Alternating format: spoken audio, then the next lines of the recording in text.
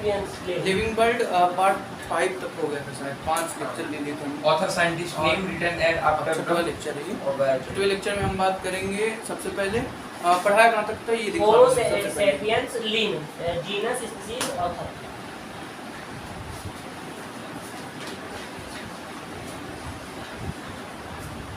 Binomial nomenclature, ठीक है। Binomial nomenclature को रिवाइज करते हुए आगे बढ़ेंगे। बायनोमियल नोमेनक्लेचर देखो फिर से पढ़ाऊंगा मैं इसे, क्योंकि ये इससे क्वेश्चन आएगा और ये इम्पोर्टेंट भी है।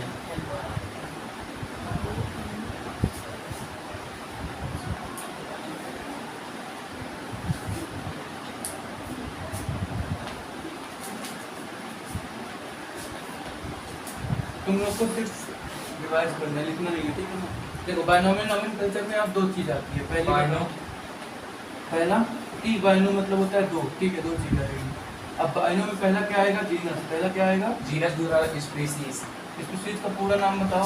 स्पीशीज स्पेसिफिक एप्लीकेट, ठीक है। फिर क्या था आगे? आगे क्या था? आगे था किसने दिया, किसने दिया? The scientist Cornelius.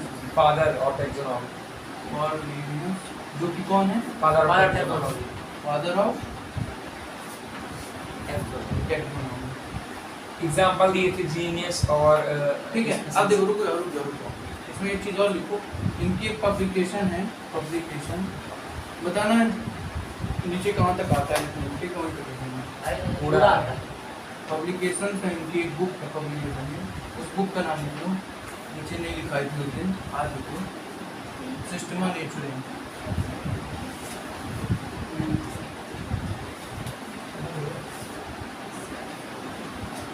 Systema natural.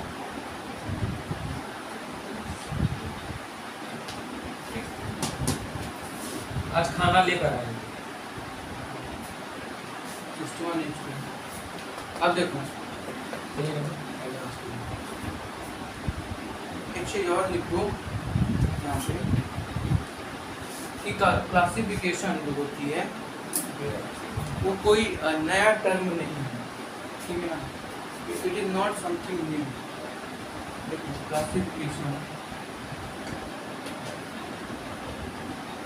ऐसे लिखो क्लासिफिकेशन, वो बना दो, लिखो नॉट समथिंग न्यू।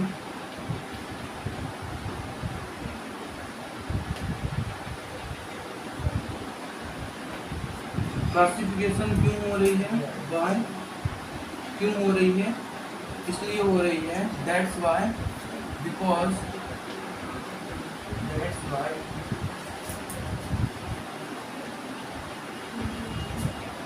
नहीं दैट्स वाई बिकॉज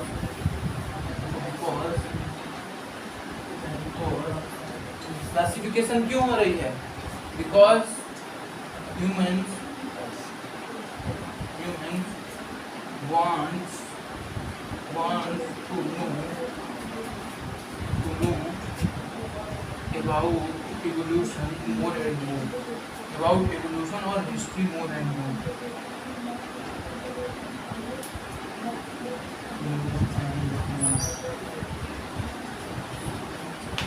ठीक है, जो वर्ड नहीं समझ में आए बताओ, मैं समझाता हूँ।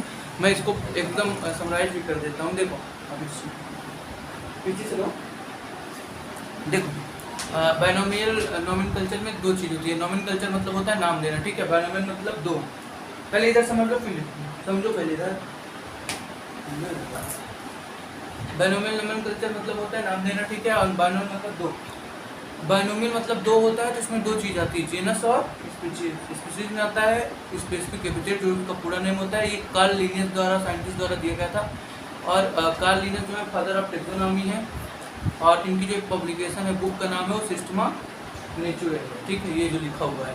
अब क्लासिफिकेशन क्या है? तो क्लासिफिकेशन जो है तो कोई नया टर्म नहीं है, not something new term, not something new term, term भी नॉट समथिंग न्यू टर्म, ये कोई नया टर्म नहीं है।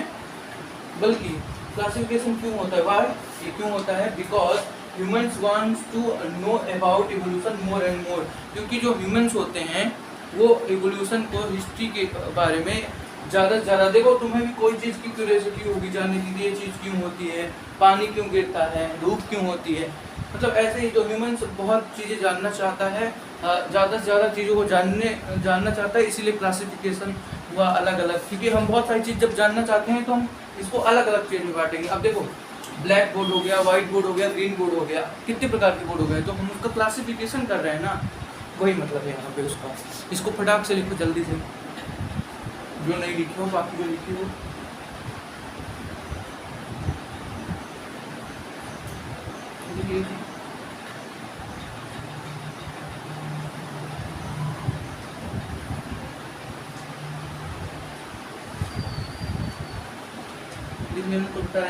ऊपर से लिख लियो ना, ऊपर का।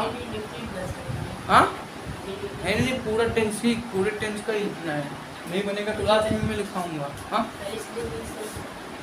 पूरा लिखूंगा एक साथ, यहाँ पे करूँगा, सब लिखूंगा, क्योंकि तीन होना लिखना पड़ेगा ऐसे। अब देखो, अब क्या था हमारा रूल्स ऑफ बायनोमियल नोमेनक्लेचर ना, यही पढ़ाए थे ना। तो देखो, रूल्स ऑफ बायनोमियल नोमेनक्लेचर में सबसे पहले क्या था, rules of binomial nomenclature written in Latin language. Rules of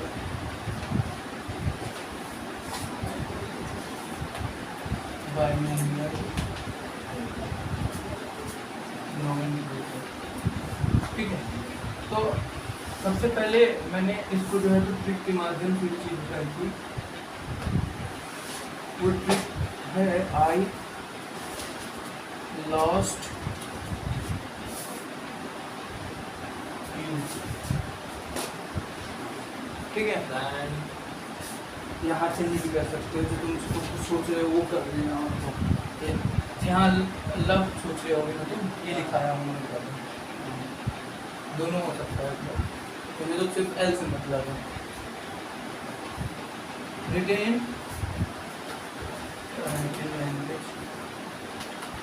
Latin language, ठीक है।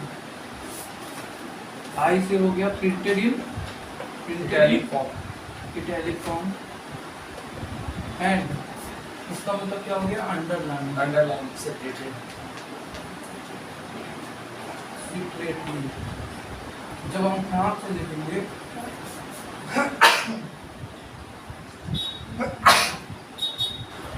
तो जब अंडरलाइन करेंगे, कब अंडरलाइन करेंगे, जब हम हाथ से लिखेंगे, hand written, when hand written then will be an underline the binomial name, ठीक है। इसके बाद 5 रूल्स लिखाए थे मैंने डिटेल में। पहला रूल क्या था बताओ? पहला रूल था scientific name written in italic language, scientific name written in italic, नहीं in Latin language, Latin language, scientific name written in Latin language. पहला रूल था कि लैटिन लैंग्वेज में उसको लिखेंगे, ठीक है। दूसरा रूल था कि उसको इटैलिक में प्रिंट करेंगे, ठीक है, प्रिंट करेंगे। तीसरा रूल क्या था, ये कीवर्ड्स हैं, इसको बना सकते हो कीवर्ड के रूप में। अगर तुम्हें सोचना हो कि यार कैसे याद करें, तो बस इतना याद रखो, लैटिन, इटैलिक्स, इन सबसे सोचो कि क्या। तीसरा first letter is capital and it is called genus, underline, ठीक है, underline. First letter of genus is capital, ठीक है, कैपिटल होगा पहला लेटर फर्स्ट जेनस का, ठीक है। ये देखो, इसको कहते हैं फ्लो चार्ट, शॉर्ट में सब कुछ खत्म, इतनी बड़ी अंग्रेजी लिखने की जरूरत नहीं है। स्मॉल में क्या होता है, सेकेंड स्मॉल में होता है स्पेसिफिक होता है, ठीक है ना, और सेकेंड लेटर होता है, सेकेंड लेटर, ठीक है। फिर होता है साइंटिफिक नेम या ऑथर नेम, ठीक है, या फिर साइंटिस्ट नेम। इसको किस फॉर्म में लिखते हैं हम? इस पर लिखते हैं ऑब्रिविएटेड फॉर्म, एब्रिविएटेड फॉर्म, ये टाइप, ठीक है। फिर मैंने एक एग्जांपल दिया था इसमें, एग्जांपल क्या दिया था मैंने, होमो सेपियंस लिम, ठीक है। ये मैंने जो मैं लिया रहा होगा, ये हो गया जेनस, ये हो गया स्पीशीज, और ये हो गया आथर नेम, ठीक है, ये हो गया एब्रिएटेड फॉर्म में, और ये अंडरलाइन है क्योंकि मैंने इसको हैंड रिटेन लिखा हुआ है। अगर ये प्रिंट में होता, कंप्यूटर में लिखते तो इसको इटैलिक फॉर्म में टेढ़ा कर देते थोड़ी सी, ठीक है ना। तो यहाँ तक मैंने पढ़ाया था। अब मैं नया टॉपिक स्टार्ट करूँगा, टैक्सोनॉमी, ठीक है। मतलब स्टार्ट तो टैक्सोनॉमी हो गया था, अब जो है तो उसका अगला जो पार्ट है सिस्टमैटिक्स, जिसको बोलते हैं वो स्टार्ट करूँगा। उससे पहले लिखो बेसिस ऑफ मॉडर्न टैक्सोनॉमी। इस पे कुछ बेसिस ऑफ मॉडर्न टैक्सोनॉमी, जल्दी लिख लेना। बेसिस ऑफ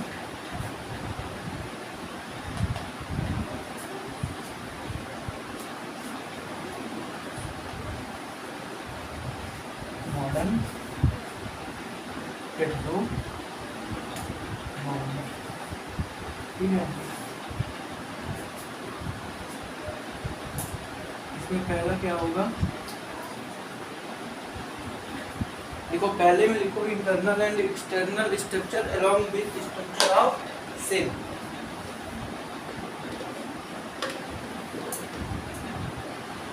चौक निकालिए,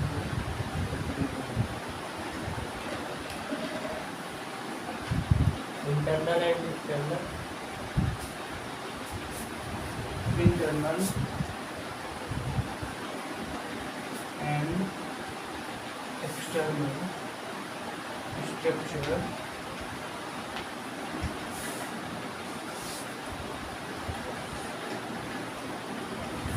along with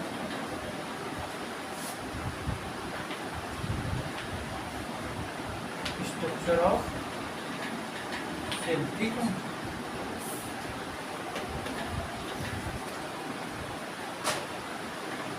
कल से फिजिक्स होगी। आज मैं देखो, आज मैं इतना खत्म कर दूंगा ना, इसमें खत्म कर दूंगा। अगर मान लो नहीं हो पाता है, थोड़ी बहुत बचता है, तभी मैं आज इसका लेक्चर रिकॉर्ड करके जो है तो भेज दूंगा। तुम लोग भी लेक्चर से ही देखोगे, हो सकता है इसको ऑफलाइन पूरा खत्म ना कर, along with ही ताकि कल से मैं फिजिक्स स्टार्ट होगा along with और cell, along with structure of cell, ठीक है। सेकंड मेरे को डेवलपमेंटल प्रोसेस, कहीं में ये लिखा था क्या?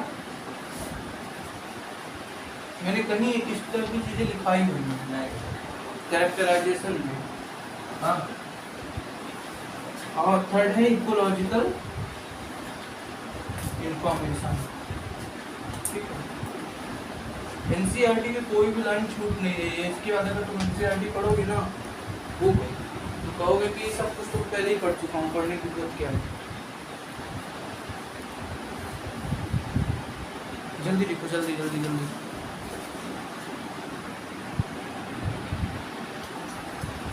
चलो आगे देखो। ये डिलीट रीडिंग डालो, सिस्टमैटिक्स,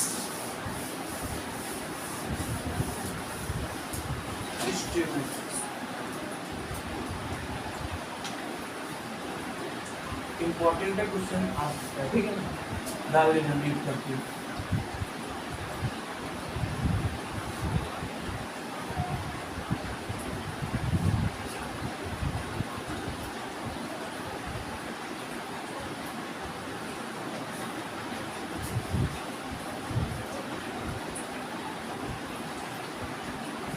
देखो सिस्टमैटिक जो है लैटिन लैंग्वेज का वर्ड है, ठीक है ना। कैसा वर्ड है? Term of Latin language.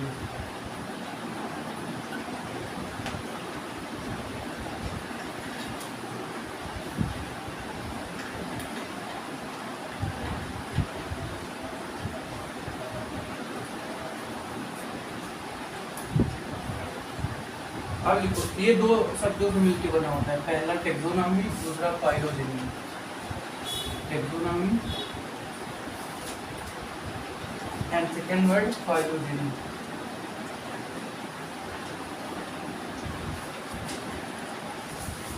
देखो टर्म टैक्सोनॉमी किसने दिया था? Term taxonomy given by, term given by भैया काजल चीटिंग करेंगे।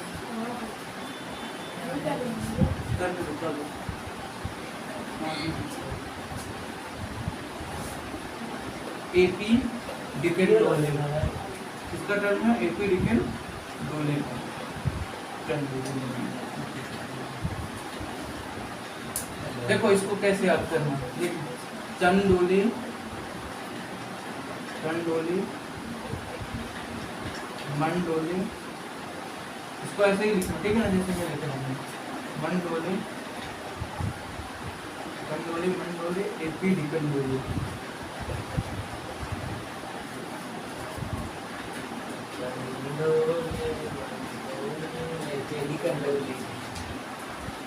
ठीक है ना, इसको ऐसे ही याद रखना।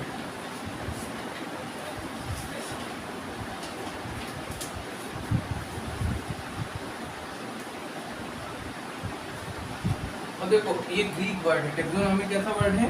Greek word. Word taken from Greek.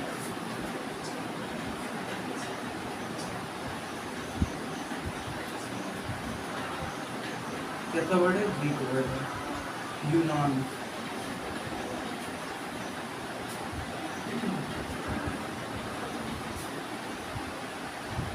ये हो गई कुछ टेक्सोनॉमी की बातें। Father of taxonomy, founder of taxonomy कौन है? बताओ, जल्दी बताओ। What? Father of taxonomy Carnelius. Cornelius. And who is founder of taxonomy? Aristotle. Aristotle. ठीक है, ठीक है, चलो बात करते हैं, जल्दी जल्दी। इसे जल्दी लिखो। अब देखो फाइलोजेनी हम समझाएंगे, फाइलोजेनी क्या होती है, ठीक है। फाइलोजेनी मतलब सीधा मतलब है diversity, diversity, diversity plus relationship. Relationship के बारे में तो बहुत अच्छे से जानते हो तुम। हाँ, relationship. रिलेशनशिप अमंग ऑर्गेनिजम्स, ठीक है। डाइवर्सिटी का मतलब पता है ना, बायोडाइवर्सिटी जब पढ़ा था तो Biodiversity आसपास means की बहुत सारी living टाइप की things, चीजें। genus, species and हाँ, ecosystem. और रिलेशनशिप अमंग ऑर्गेनिजम्स, रिलेशनशिप समझते हो? हाँ, हाँ। जितनी भी रिलेशनशिप्स होती हैं ऑर्गेनिजम्स के बीच वो होता है फाइलोजेनी के अंदर आता है, ठीक है ना।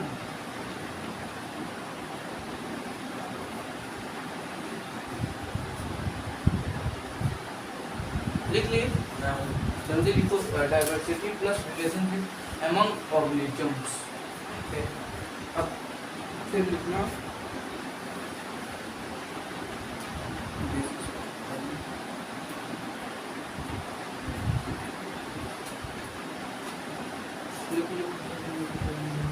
Diversity plus.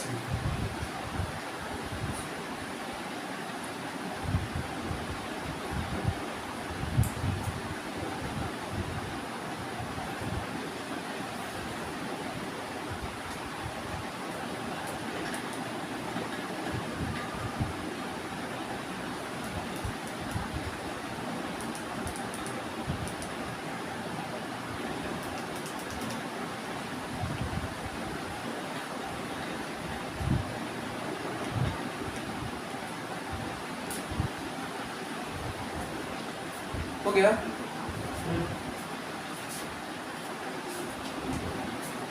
चेंज कर दें।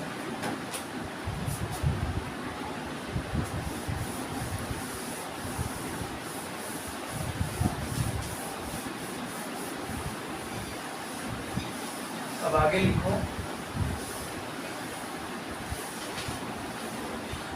टैक्सन और कैटेगरी। सबसे पहले इम्पोर्टेंट चीज लिखो जो कि हमेशा डाउटफुल होती है। इम्पोर्टेंट चीज ऐसे इम्पोर्टेंट डाल के लिखो, रैंक और वो यहाँ पे डालू कैटेगरी, ठीक है। ऐसे बॉक्स बना लो,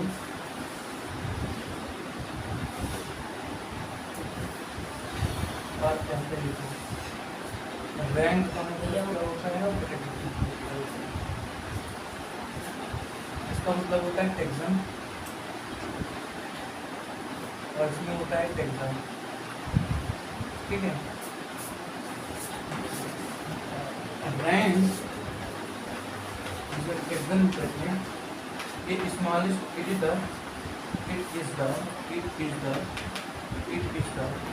smallest unit of classification, smallest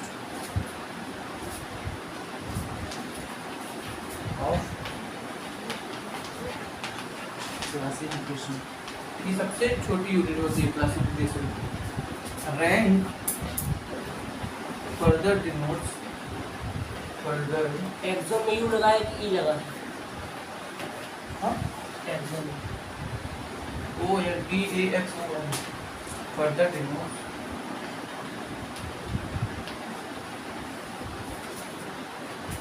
category.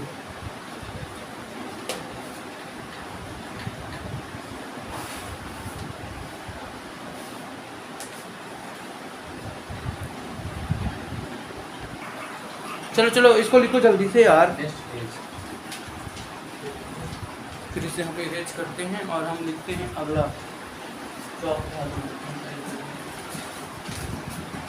चलो इसे इरेज कर दो ना।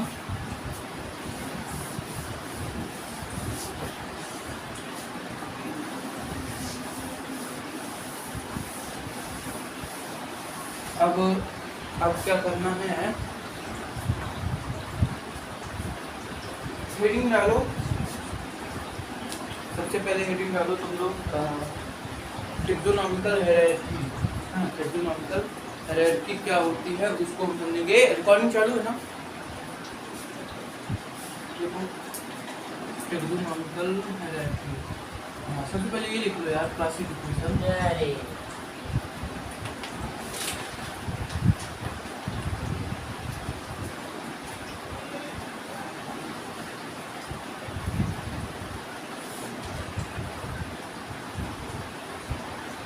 फिर लिखो, इसमें पहला पॉइंट लिखना, not a single step process.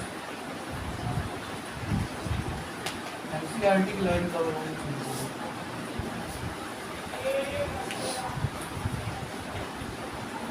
इस पे क्वेश्चन आ सकते हैं मॉक टेस्ट वगैरह में। नीट में तो शायद ही है, नीट में नहीं आएगा, मॉक टेस्ट में आ जाएगा। जिसमें मॉक टेस्ट में आएगा उसको एम्प्टी करके लिखना, ठीक है? एम्प्टी, ठीक है। अब देखो, not a single step process but it is the consist of various level of taxa which concludes to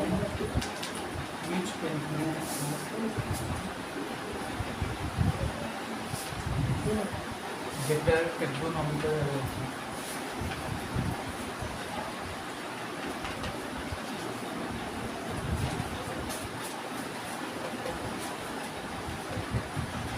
ठीक है,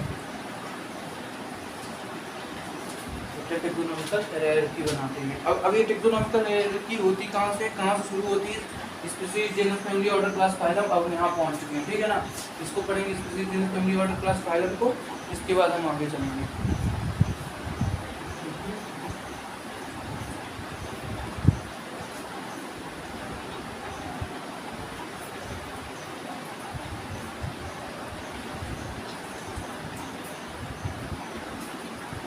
देखो, इट्स स्टार्ट विथ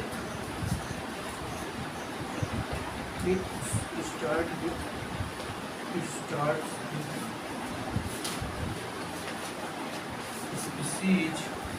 ठीक है, लास्ट लाइन पर better taxonomical hierarchy. It's start with species and ends with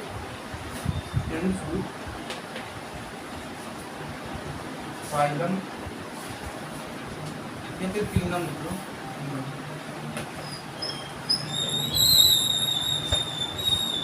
ठीक है, इसका लिख लो और जल्दी लिखो थोड़ी सी, ताकि हम आगे बढ़ पाएँ। चलो इसको आंसर, हाँ इसके आगे लिखो। एंड ये असेंडिंग ऑर्डर है, स्पीशीज से किंगडम जाना कैसा ऑर्डर है? असेंडिंग ऑर्डर है। तुम लोग बस इसको ऐसे करके लिख देना, स्टार्ट विथ असेंडिंग ऑर्डर। मतलब अगर स्पीशीज से हम किंगडम में जा रहे हैं, start with species to kingdom. Species से अगर हम किंगडम में जा रहे हैं तो कैसा ऑर्डर है? असेंडिंग ऑर्डर है, असेंडिंग ऑर्डर।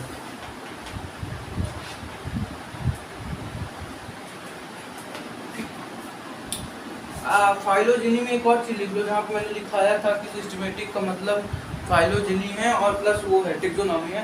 वहाँ पे फाइलोजेनी में मैंने एक चीज लिखा है diversity plus relationship among organism, उसको कंक्लूड करते हुए उसके नीचे लिख लो it is also evolutionary relationship. क्या लिखोगे? Also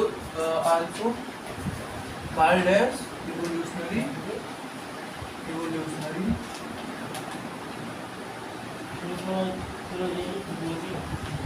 relationship. तो लिखे कहाँ पास है? फाइलोजेनी जहाँ लिखी हो ना, हाँ फाइलोजेनी हाँ। उसके ऐसे नीचे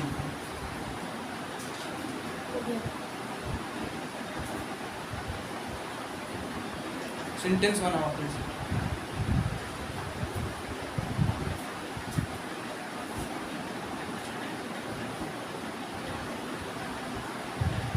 ठीक है, लेकिन एक तो आगे बढ़े।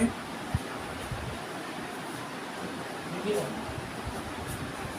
ठीक है, चलो देखिए, देखो not a single step process, ये कोई सिंगल स्टेप प्रोसेस नहीं है, एक बड़ी प्रोसेस है, but it is the consist of various, ये जो है कंसिस्ट होती है, यानी कि बहुत सारी टेक्सा, बहुत सारे लेवल ऑफ टेक्सा से बनी होती है, जिसको हम टेक्सोनॉमिकल हायरार्की कहते हैं। टेक्सोनॉमिकल हायरार्की क्या होती है मैं दिखाऊंगा अभी। इट स्टार्ट विद स्पीशीज से स्टार्ट होता है और खत्म कहाँ पे होता है? किंगडम से। और इस ऑर्डर को हम क्या बोलते हैं? Ascending order. यहाँ पे एस का मतलब स्पीशीज है, के का मतलब किंगडम। ठीक है ना। अब और ऊपर फाइलोजेनी में अभी ये चीज छूट गई थी, वो लिख रहे हैं। अब चलो हम एक डिफरेंस देखते हैं दो के बीच।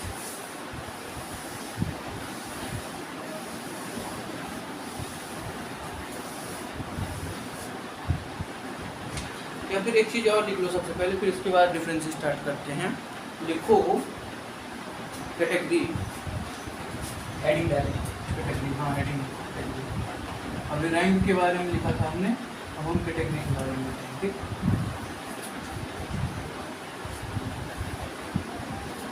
It is overall category, overall process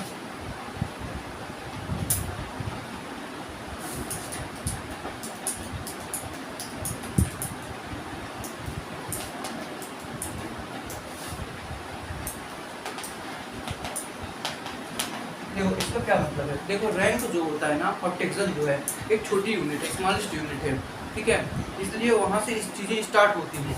और सबसे ओवरऑल प्रोसेस यानी कि एक कंप्लीट प्रोसेस जो बनती है वो टेक्नोनॉमिकल हायरार्की में बनती है। और उस टेक्नोनॉमिकल क्लासिफिकेशन की जो हायरार्की होती है, पूरा जो स्टार्ट होती है, जैसे स्पीशीज किंगडम जो पूरा बनता है वो क्या कहलाता है? कैटेगरी कहलाता है। उसके अंदर जो भी एनिमल्स आते होंगे, जो भी स्पीशीज आती होंगी, जो भी नेम आते हैं वो क्या आते हैं? वो टेक्सन द्वारा, रैंक द्वारा आते हैं। तो टेक्सन जो है, रैंक जो है वो किसको डिनोट करता है? कैटेगरी को डिनोट करता है।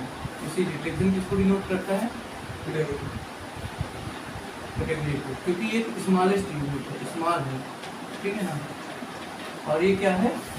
लॉन्गेस्ट यूनिट है क्लासिफिकेशन की, longest unit of classification,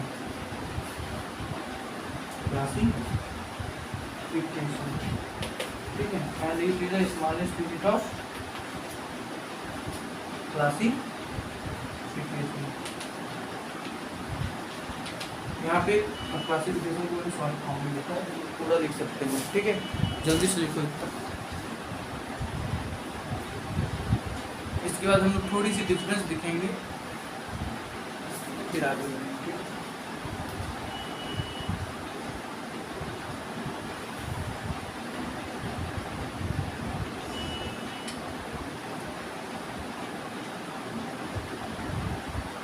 classification पूरा लिखना है वापस। हाँ हाँ, पूरा लिख लो, छोटा सा भी लिख सकते हो, तुम्हारी मर्जी है, ठीक है। ये फर्स्ट पॉइंट था, इसका सेकंड पॉइंट में लिखो इट कंसिस्ट ऑफ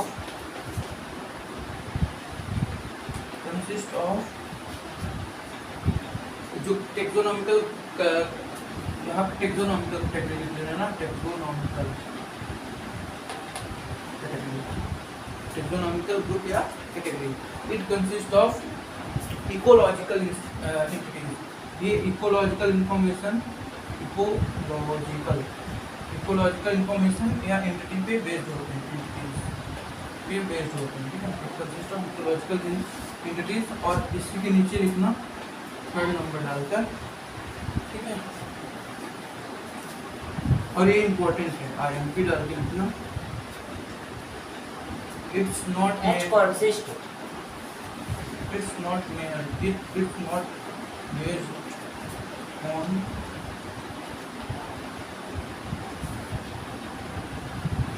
reality,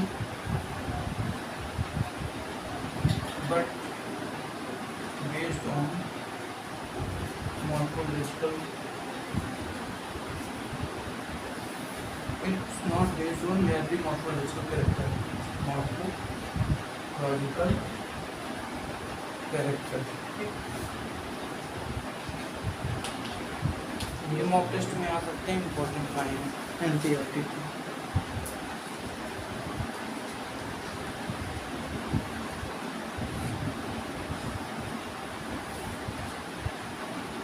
समझ में आया?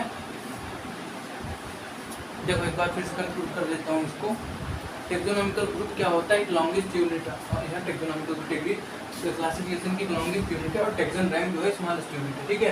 इतनी चीज समझ में आती है। फिर it is overall process of taxonomical hierarchy या क्लासिफिकेशन, मतलब पूरी हायरार्की का ये एक ओवरऑल प्रोसेस होता है। ओवरऑल जब बन जाता है तो कैटेगरी बनती है, ठीक है। सेकंड में लिख लो it consist of ecological entities या डिफरेंट इकोलॉजिकल एंटिटीज। डिस्टिंक्ट लिख सकते हो, डिस्टिंक्ट ऐड कर लेना यहाँ पे, डिस्टिंक्ट इकोलॉजिकल एंटिटीज। डिस्टिंक्ट का मतलब होता है डिफरेंट इकोलॉजिकल एंटिटीज, और एंटिटीज का यहाँ पे मतलब है इंफॉर्मेशन या पर चिन्ह, ठीक है। थर्ड में है it's not based on merely morphological character, है ना, ये मॉर्फोलॉजिकल कैरेक्टर पर बेस्ड नहीं होती है, मॉर्फोलॉजिकल एग्रीगेट्स पर बेस्ड नहीं होते हैं। अब हम रैंक और कैटेगरी या फिर टेक्सन और टेक्सर का डिफरेंस देखेंगे, ठीक है ना। मिटा दो इसे, लिख लिए? नहीं, कहाँ हो अभी? नहीं, टेक्सन, एक तरफ टेक्सन लिखो, नहीं एक तरफ टेक्सन लिखो,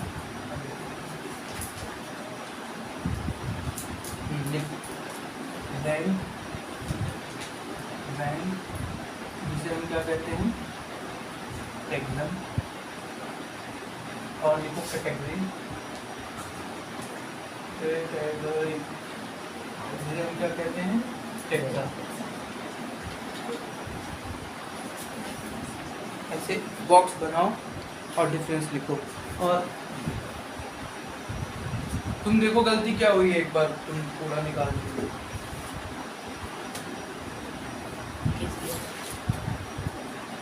उसी में देखो क्या गलती हुई, लिख लिए ना।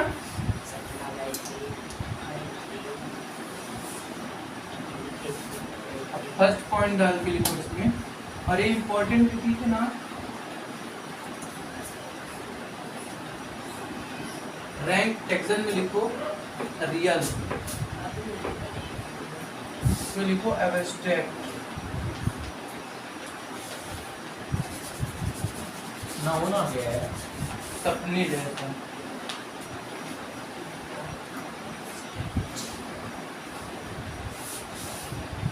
ठीक है। हकीकत, रियल मतलब हकीकत, एब्स्ट्रैक्ट मतलब सपने जैसा, मतलब ऐसा दिखे कि विश्वास ना हो, सीरीज बात बर्बाद कर दो मेरे उसको। डील विथ टेक्सन, है, और ये किससे डील करता है? डील्स विथ टेक्सन, ठीक है। ये टेक्सन से डील करता है और ये टेक्सन से डील करता है। तो डील करे यूज्ड फॉर एनी, ये किसी के लिए भी यूज हो जाता है, मतलब कि किसी पार्टिकुलर टेक्सर इसका नेम है, यूज फॉर एनी टेक्सर।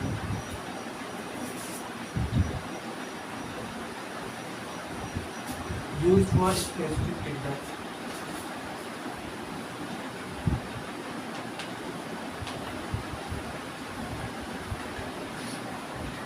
वर्ड्स में लिखूं एग्जाम्पल, एग्जाम्पल में लिखो इंसेक्ट, यहाँ लिखो मॉस्किटो,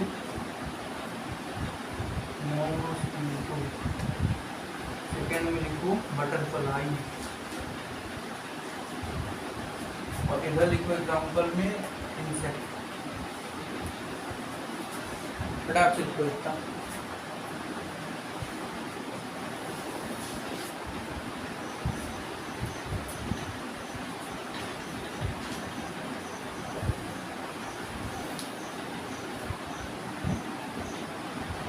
एक घंटे का देखो, 1 घंटे। हाँ देखो एग्जाम्पल में मतलब समझने का लिखो कॉन्सेप्ट, ऐसे स्टार बनाकर। देखो मान लो इंसेक्ट हो गया, ठीक है, इसके अंदर क्या आता है, मॉस्किटो आएगा,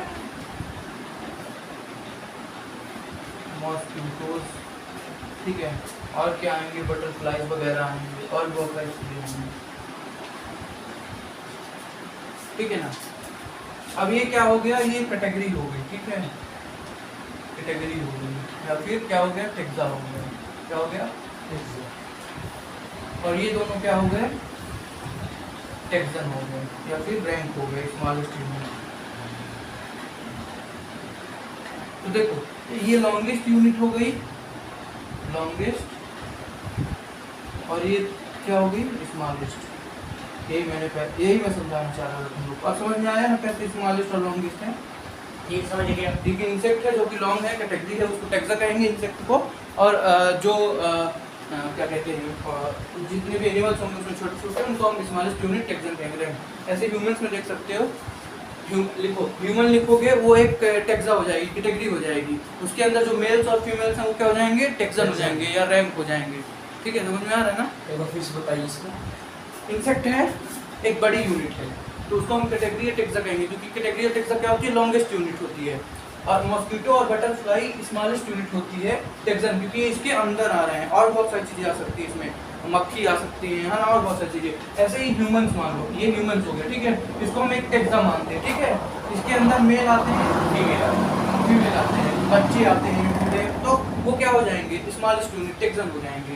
ऐसे ही स्पीसीज, जीनस, फैमिली, एक फैमिली हो गई, फैमिली एक कैटेगरी या टेक्सा हो गई, उसके अंदर सोलेनम फैमिली आती है ना, और बहुत सारी फैमिली आती है, पैंथेरा वगैरह, और मतलब जितनी भी फैमिली आती होंगी ना वो फिर उसमें आ जाएंगी, मुसेरियाई फैमिली, तो जितनी भी फैमिली होंगी वो इसमें आ जाएंगी।